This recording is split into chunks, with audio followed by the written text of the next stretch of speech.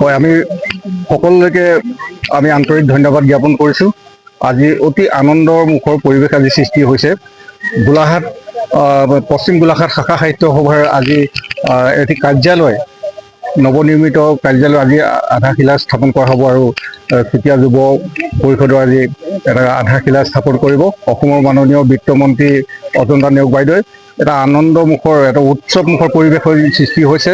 পশ্চিম গোলাঘাট শাখা সাহিত্য সভাৰ ইতিমধ্যে বিষয়ববীয়াসকলে ভিৰ কৰা পৰিলক্ষিত হৈছে। পৰিৱেশটো মই দেখাইছোঁ, খুব এটা সুন্দৰ পৰিৱেশে বিৰাজ কৰিছে। আজি পশ্চিম গোলাঘাট শাখা সাহিত্য সভাৰ এটা আধাৰশিলা কাৰ্যালয়ৰ আধাৰশিলা স্থাপন কৰা হৈছে। আধাৰশিলা আৰু লগতে চুতীয়া যুৱ পৰিষদৰ আধাৰশিলা স্থাপন কৰা হ'ব। ৰাইজ আহি ভিৰ কৰিছে।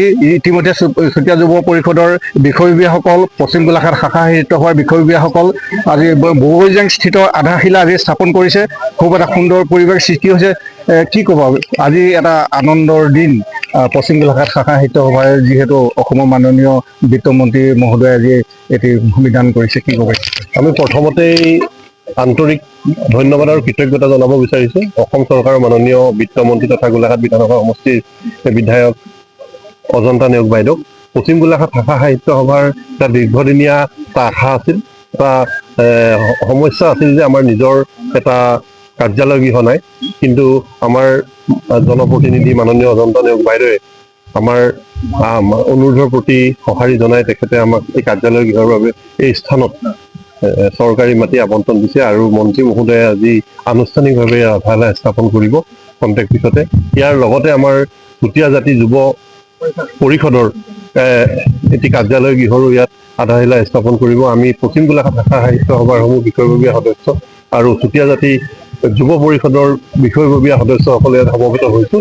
আমি অজন্তা নেওগ বাইদেউক আদৰণি জনাবলৈ ইয়াত সমবেত হৈছোঁ আৰু খন্তেক সময়ৰ পিছতেই তেখেতে এই আধাৰশিলা স্থাপন কৰিব। আমি এই স্থানত আমি কৰ্মচাৰী পৰিষদৰো কাৰ্যালয় গৃহ হ'ব। আমি সকলো ইয়াত অনুষ্ঠানে ইয়াতে এই কাৰ্যালয় গৃহৰ জৰিয়তে আমি আগন্তুক দিনত আমাৰ যি কৰ্মসূচী আমি পালন কৰিম। আমি পুনৰবাৰ অজন্তা নেওগ বাইদেউক ধন্যবাদ জ্ঞাপন কৰিছোঁ। আজি সঁচাকৈ মই অতি আনন্দিত হৈছোঁ যে সমাজ জীৱনত প্ৰভাৱান্বিত কৰা এটা অনুষ্ঠান গোলাঘাট পশ্চিম সাহিত্য সভা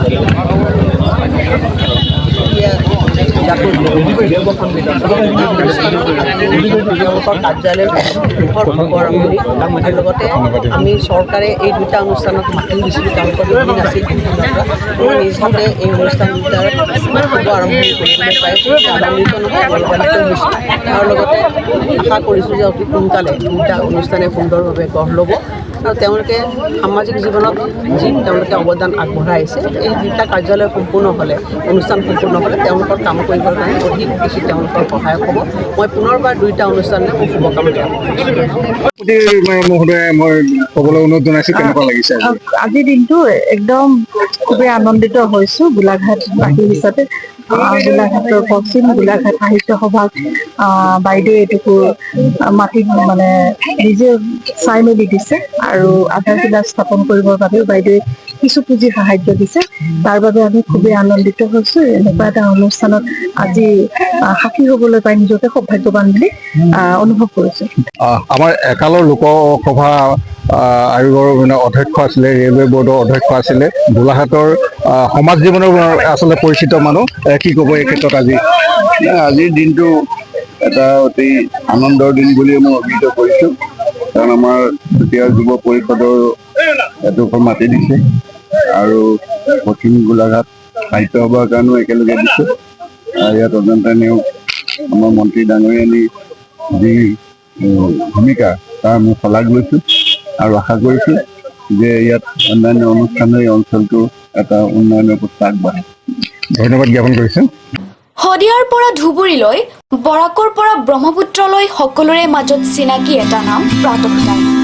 থলুৱা ভাষা, কৃষ্টি আৰু সত্য বাতৰিৰ আধাৰত প্ৰতিষ্ঠিত খবৰ প্ৰাতঃ টাইমৰ প্ৰতিটো বা বাতৰি পুংখানুপুংখভাৱে চাবলৈ Facebook, YouTube, website, Twitter, Instagram আৰু ব্লগাৰ পেজত লাইক আৰু ফ'ল' কৰক।